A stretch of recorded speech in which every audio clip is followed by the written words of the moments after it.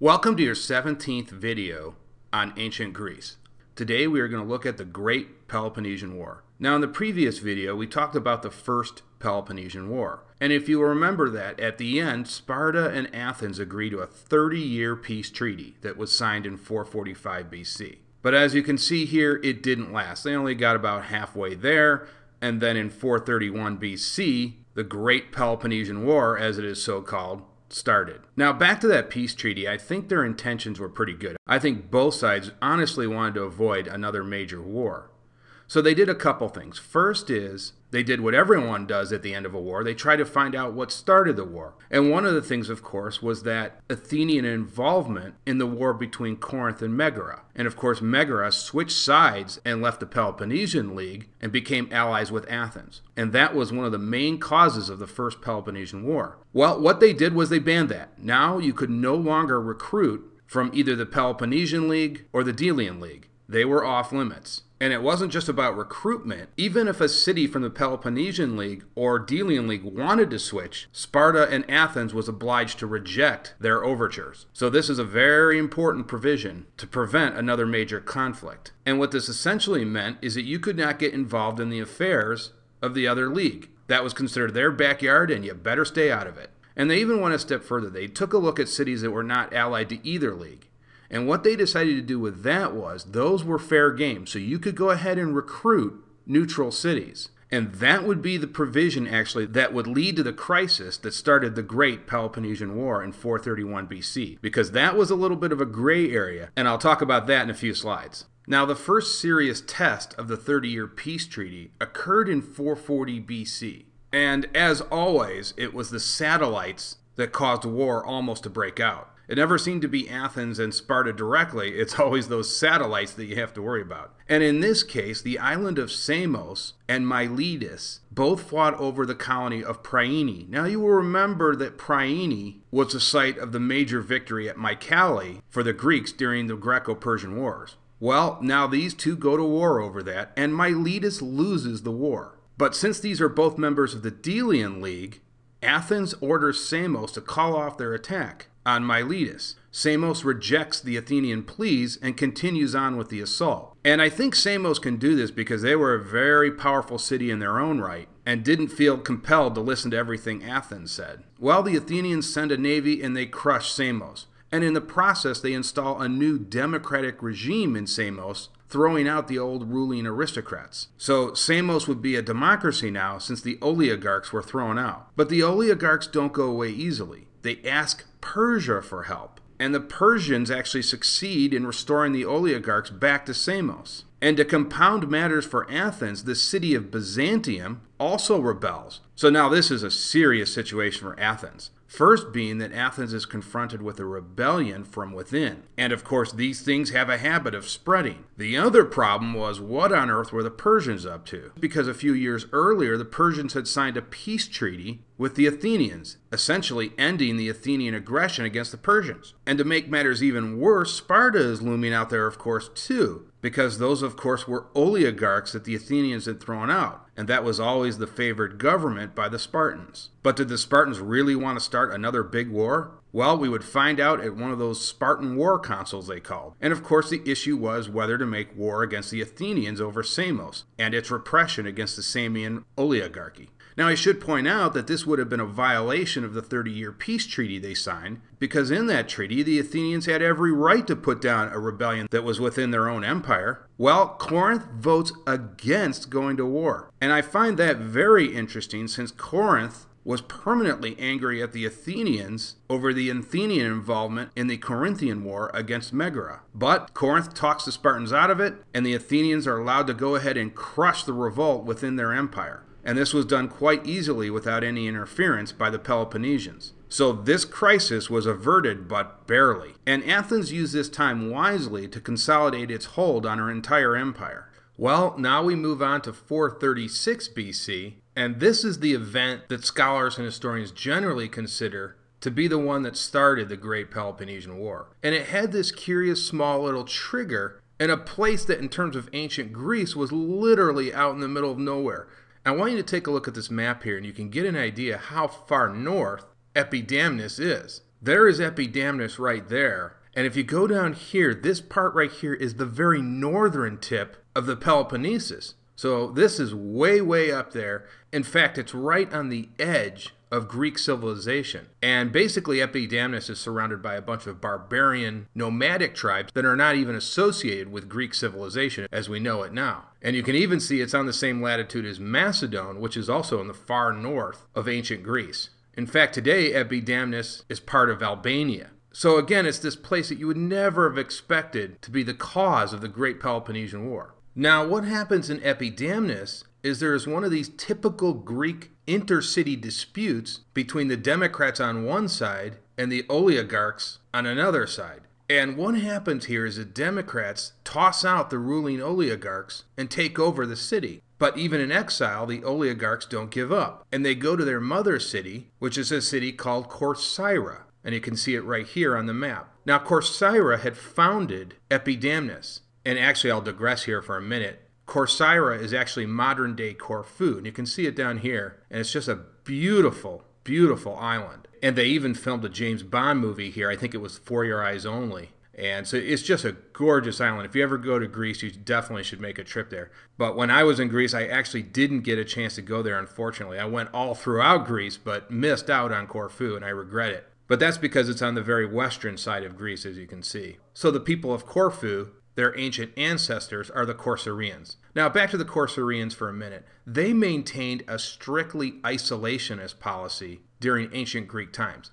They were kind of like Switzerland. They didn't like to get involved in anybody else's affairs. So they reject the oligarchs. And as far as they were concerned, that was their problem at Epidamnus, and they had to work it out amongst themselves. Well, the oligarchs go to those barbarian tribes I was telling you about up north and recruit them. And together they lay siege to the democratically held city of Epidamnus. Well, the Democrats now are in serious trouble of losing the battle, and so they turn to Corinth. And this is where things start to take a turn for the worse. Now, Corinth and Corcyra also have a history. Corinth, centuries earlier, had founded Corcyra, and so they were the mother city of Corcyra. But that's about where it ended, because the two cities developed a long-term pure hatred of each other. So this is not a friendly colony in the way we like to think of most colonies under the domain of a mother city. They really hate each other. Well, with the news that the Democrats have gone to the Corinthians for help, the Corcyraeans send a delegation to Corinth to talk the Corinthians out of getting involved in one of their own colonies. And to give you an idea how worried Sparta was about this whole matter, they actually attend this conference in Corinth. Now, I think under normal times, the Spartans could have cared less about tiny little Epidamnus. But I think they realized that this could spiral into something much bigger. So I think they were trying to mediate a settlement. Well, the Corinthians aren't having any of it. And they are going to invade, and they are determined to get involved in the matter at Epidamnus. And so they send their invasion fleet. And the Corcyraean navy defeats the Corinthians at sea. And so this is a tremendous humiliation for Corinth. Well, the Corinthians are very determined, and they start to build a new fleet. And the very thing the Spartans worried about most is they start to recruit members from the other Peloponnesian states. And they get these other city-states around the Peloponnesian League to donate ships. So now they have a much larger navy than the Corcyraeans. Now, at this point, the Corcyraeans' victory over the Corinthians is pretty much a hollow victory. They realize the Corinthians are coming back, and they're basically now going to have to abandon their policy of isolationism and seek help from outside, otherwise they risk utter obliteration. Now, of course, they can't turn to Sparta because many of the other Peloponnesian states are the ones fighting the Corcyraeans. So they have to look to that other great city in ancient Greece, Athens. And so they send a delegation to Athens to seek an alliance. Now, this is strictly okay because remember, the Corcyraeans are neutral. So under the terms of that 30-year peace treaty, this is allowed. The Athenians could go ahead and ally with the Corcyraeans and not break that treaty. And so that's the very point that the Corcyraeans make in Athens to the Athenian assembly. They also make an argument to the Athenians that war was inevitable anyways. So why not strengthen your position and you'll have a good navy at your disposal? And one other point that the Corcyraeans make here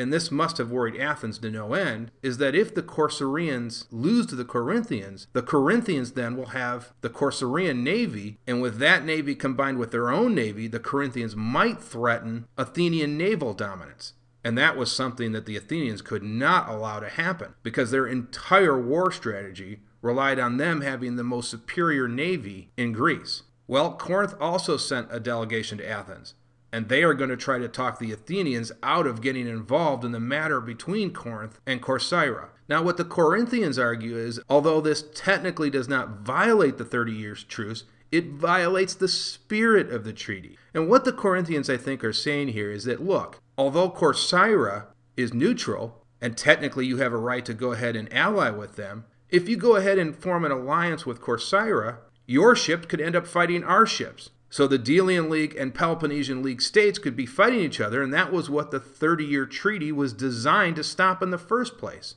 And with that, Athens has a very, very difficult decision to make. And what Athens does is they vote on somewhat of a compromise. They strike up a defensive alliance with Corcyra. They will assist Corcyra if and only if Corcyra itself is under threat of invasion. So this will keep the Athenian navy from performing offensive maneuvers, and they will only help Corcyra if Corcyra comes under invasion from the Corinthians. And so the Athenians vote to send just 10 ships. And I think what is going on here is what modern historians like to call gunboat diplomacy. And that involves that if the Corinthians see those Athenian ships in the Corcyraean navy, the mere sight of the Athenian ships will have a considerable effect on the Corinthians, and perhaps the Corinthians will call off the attack. So it's almost like the Athenians are sending a symbol or a message to the Corinthians. If you attack the Corcyraeans, you could drag our superior navy into this. Well, that symbol did not have the desired effect, as the Corinthian navy attacks Corcyrea, and they defeat the Corcyraeans this time in a very tough naval battle. And that battle became known as the Battle of Sybota.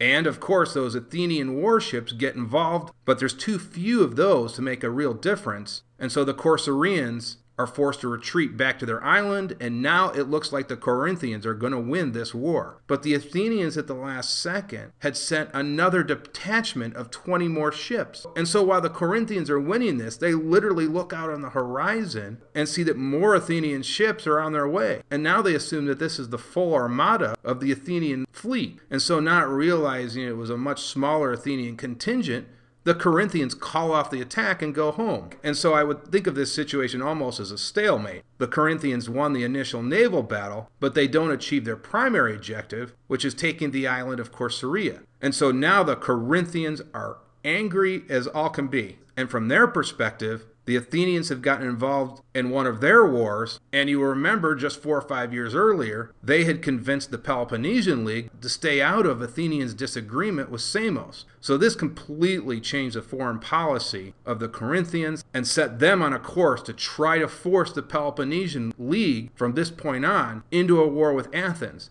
And they will get their chance in the next slide when we talk about a city called Potidaea. Now, about that city Potidaea, they were a member of the Athenian Empire, so they were technically off limits to both Corinth and Sparta. But the Potidaeans had a special relationship with Corinth, and so Corinth could use the Potidaeans to start a major war that they desired at this point.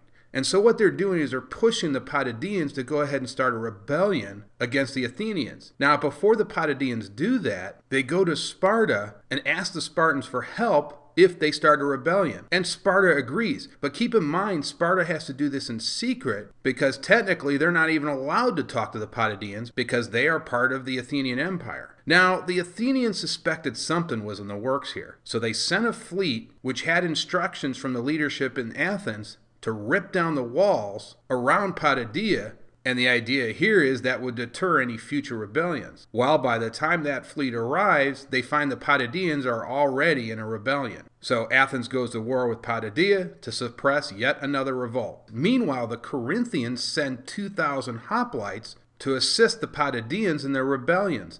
But they are sent as private soldiers. Because remember, officially, Corinth can't send their army units to Potidaea because that would be a violation of the 30-year treaty. So they send these quote-unquote citizens. And we see this in modern times. If we look at the U.S. attempt to capture bin Laden, all of the SEALs were temporarily transferred to the jurisdiction of the CIA from the military, and that made them technically citizens. Otherwise, had they still been in the military, that would have violated the sovereignty of Pakistan.